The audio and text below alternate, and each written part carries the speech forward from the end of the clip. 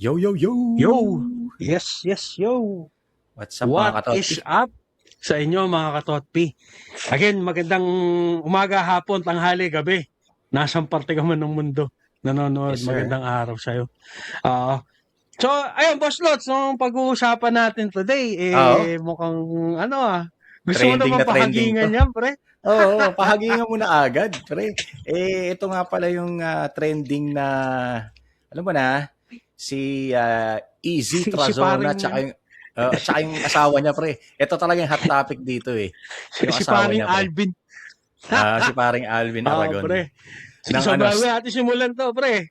Intro na muna tayo intro para na natin masarap kagad. ang Oo. kwentuhan. Yes, sir. Sige, let's go.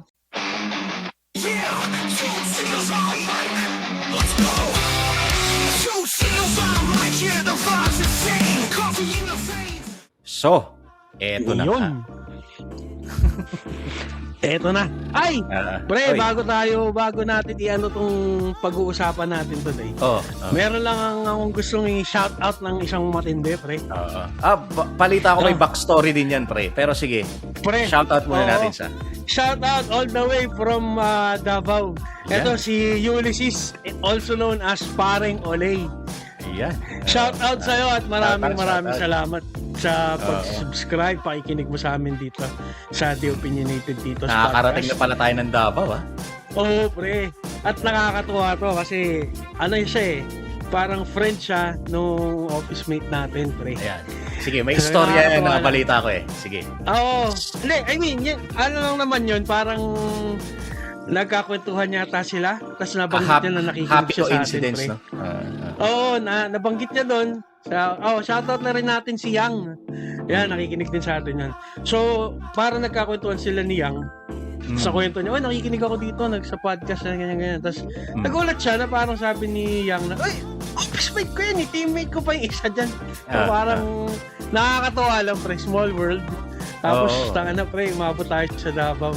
Again, isang malaking big shout out sa'yo. Ulysses, no? Talagang power ng social media. Yes, sir. Maraming salamat. Thank you sa inyo sa pag-subscribe. At bago ang lahat, baka meron pa palang di nakakilala sa atin, pre. Ako nga pala, si Papa Dencho. Yung tito mo na feeling ko matitrigger for today dahil dito sa pag-uusapan natin. Dahil laging galit. Yes, mas galit ka pa. Well, feeling ko lang naman. At ako naman ang inyong boss Lots, ang yung titong medyo galit lang. Pero hindi lang natin alam kung masyadong controversial tong si paring Alvin Aragon eh. Lamang na nagte-trending naman natin pag-usapan na natin. Kasi di ba pre, nagte-trending siya ngayon yung inaano niya, yung asawa niya kasi kung syempre alam na naman din siguro ng mga katotpito na dating member ng Sex Bomb si Easy. Easy, Trazona. Whatever it is. Whatever it is, no?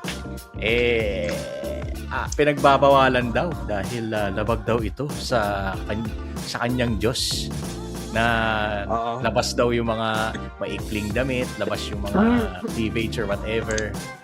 Anong masasabi mo doon, Papa Dencho? Ako, pre, sa totoo lang. Siguro, dito, for the first time in the history of the Opinionated Titos. Sige. Baka hindi kami magtugma ni Boss Lots. Sige. Kasi ako iba yung take ko doon, pre. Sa akin kasi, ang ko doon, pre, is asawa niya yun eh. Kumbaga, asawang lalaki, siya lalaki, asawa niya. Kung siya, pagprotekta sa asawa niya yun, hindi natin kasi pwedeng questionin yun, pre. Diba? Kasi asawa niya yun eh. And I believe naman na kasi sinasabi ng iba para pinipigilan sa gustong gawin, blah blah blah. Kung para nga dun kay Alvin, malaswa, yung ganun. Wala tayong magagawa dun. Yun yung belief niya eh. Paniniwala niya yun eh. So, dun sa specific thing na yun, I can say na nag-agree ako sa kanya. Ang ayaw ko sa ginawa niya, pre, is yung nag-name drop pa kasi siya, pre. Sana ang ginawa niya, pinanindigan niya lang kung ano yung pinaniniwalaan niya. Wala nang comparison, wala nang, dapat yung, kasi binring up pa niya, pre, yung asawa ni, brought up Panya, yung asawa ni Sunshine, pre, yung governor. Na parang sabi, ikaw, gobernador ka, dapat nga pinipigilan mo yung asawa mo sa ganyan. Bla, bla, bla. Sa akin doon, dapat di mo na ginawa yun. Doon ka lang, mag-stick ka lang. Kung ano ka, mag-stick. Kumbaga nga, sabi nga nila, stay on your lane. Huwag kang tatawid ng ibang lane na alam mong may masasagasaan ka. Diba? Yun ang ano ko doon, pre, para sa akin. Yun ang say ko doon. Kasi nga, diba? Paniniwala na yun eh. Asawa niya yun eh. Wala tayong magagawa doon. Sa akin naman, ang take ko dyan, putsa, magkaiba tayo ngayon, pre, Sa akin naman, pre, ano kasi, pre, ano nga ba yung quote na yun, pre, about insecurity? Yung insecurity, parang is loudest ba yun? Parang ganun. Insecurity is loudest when it's insecure, guys. Parang, kalimutan ko na, pre, yung teka, sige, natin si paring Google, ayan. Yun, confidence is silent. Insecurities are loud. Parang ganun, pre. Kasi, para sa akin, para kasing insecure siya masyado na, ano naman ang gagawin niya doon asawa niya na yun. Ngayon, kung siguro kung, tsaka nakita ko naman yung concert, hindi naman malaswa, hindi naman siguro insecure lang siya kasi nga maganda yung asawa niya, di ba? Parang ganun. Hindi siya confident na baka iwanan siya kasi meron din kasing mga nagsalita about dun kay Alvin katulad na lang nung anak ni IZ mismo, pre. Na transgender, kinundi na niya rin yun, pre, na parang dinamay niya pa yun na tapos sinasabi niya na sinasabi nung anak ni Izzy na sinakal niya pa daw, pre. Diba? Ako po. Diba? Parang meron siyang history of controlling tendencies. Parang din yung nagsalita, meron din kasing netizen na nagsabi na gines nila sa isang event si IZ na kasama yung asawa. Tapos parang yung asawa parang he doesn't want to be there, na parang gusto niyang iuwi na kagad si Izzy, nakapantalon naman na, kumbaga, yung kine-claim niya dun sa interview na dahil daw sa sex, yung pangalan nila, sex bomb, tapos yung, yung mga damit, nung event na yun, clean look naman si Izzy, kumbaga, walang kung ano mang, siguro, yung sinasabi niya nagpapakita ng skin, parang gano'n. So, parang may history siya. And at the same time, parang marami na rin nagsasabi na violent nga itong tao to. So para sa akin take ko lang naman to based on mga encounter sa kanya ng ibang tao na insecure siya. Hindi siya confident or ginagamit niya yung religion or ginagamit niya yung na-excuse yun para naman bakuran yung asawa niya. Yung asawa. Yeah. Well, totoo, makes sense naman, Boss Lots, para nagigets ko naman yung pinupunto mo to. Pero yung sa akin kasi doon, pre, yung iba kasi hindi ko alam kasi ako if they have the naman. Mga katoti, if you're enjoying our podcast, don't forget to like, share, and subscribe. At pag may time din sila, Papa Dens, comment na rin kayo. Yes, sir. So, guys, available tayo. Nandito tayo sa YouTube, Facebook, Spotify, Apple Podcast. Tapos, yung mga previous natin ng mga episode, available yan sa TikTok. Yes. Baka naman, wag niyong kakalimutan, Let's go back to our regular programming. Yes, sir. Understanding sa isa't isa, nag-agree sila sa decisions ng isa't isa. Sabi, why question yung nila, di ba? Doon naman ako mag-a-agree sa'yo. Kasi nga, hindi pinagtatanggol pa nga nung ni Izzy yung asawa niya. So, ibig sabihin, payag siya. Ibig sabihin, nagsasubmit siya dun sa asawa niya. Which is, gano'n naman talaga dapat. Di ba? Pero ang doon, agaya din nung sinabi mo, yun nga, yung sa pagiging controlling and shit. Siguro doon, pangit na yung dating. Pangit na. Pero sa akin kasi, alam mo yun, you can't judge a person base lang doon sa mga ganun, pero hindi mo ka naman namumuhay kasama nila, hindi mo sila nakikita. Kasi for the longest time, pre, before this issue, tahimik yung mag-asawa na yan. So I don't think na nagkakaroon sila ng ganong problema. Siguro, pre, I would say, jump na agad tayo sa conclusion natin based dun sa pareho nating take, no? Siguro para sa akin, pre, iwasan na natin yung makialam sa buhay ng iba, no? Moprimahin ang problema ng iba. Oo. Sa tingin mo? Totoo, pre. Tsaka alam mo yun, yung iba kasi, alam mo yun, siyempre hot topic. Sinisensationalize na lang. Ganun talaga wala tayo gagawa kung ano yung hot topic, doon tayo. Pero, well, at least, hindi tayo hipokrito, pre. Hindi tayo hipokrito na tsaka hindi, na we can agree to disagree. And at the same time, pre, maging lesson na din na hindi natin sigurong pakialaman kung ano yung trip nila, ano. Based dun sa mga, nag-a-agree naman yung asawa, so patayin na natin siguro yung issue. Oo, totoo. At saka yung ibang mga, yung mga nambabash or whatnot, parang sana iniisip niya rin yung ginagawa niyo. Hindi ba parang yung ginagawa niyo, yung ginagawa din ni Alvin? So, what makes you better? What makes you think na better ka? Or what makes you think na pwede mo na siyang i-judge? Diba? Kung alam mo na palang mali bakit gagawin mo rin sa kanya? Pabayaan mo siya. Buhay niya yun Siguro, yun na nga, pabayaan na lang natin dahil wala namang objections yung asawa niya tungkol sa relationship nila and how the guy runs things. Pero yun nga, balik tayo dun sa take ko, medyo loud lang yung insecurity niya. Medyo na-expose lang siya sa parte na yun. Yun lang yung pangit. Yun yung pangit. Tsaka yun nga yung katulad ng binanggit mo nandamay pa siya ng ibang pangalan. Dapat hindi na. No yun. Big no yun. Lalo na yung ganyang usaping asawa. Medyo sensitive kasi yan, pre.